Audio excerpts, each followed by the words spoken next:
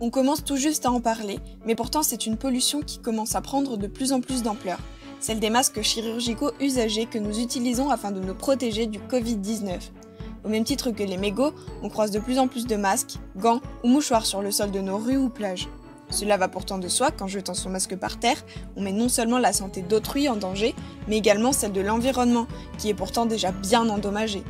On peut par exemple parler de l'invasion des masques dans les rues de Paris ou encore sur les plages de Hong Kong, qui deviennent une partie intégrante de la pollution de celle-ci.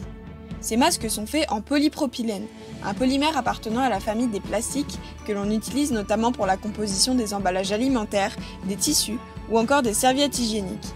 Il n'est pas toxique dans son état pur, mais peut le devenir selon certaines transformations qu'il peut subir. Lorsqu'il se dégrade, le polymère va se désagréger en petites particules et fragments de plastique qui perdurent dans le temps et sont nocifs pour l'environnement. Quant au masque en lui-même, il mettra environ 450 ans à se dégrader, tout comme son cousin le sac plastique. Des pistes pour son recyclage sont actuellement en train d'être explorées, mais cela n'empêche pas de jeter son masque dans une poubelle en attendant.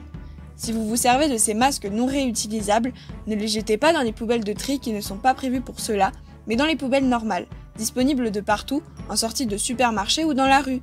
Nous comptons sur la responsabilité de chaque personne afin de cesser cette nouvelle pollution, car cette crise sanitaire ne doit pas aggraver la crise environnementale que nous vivons déjà.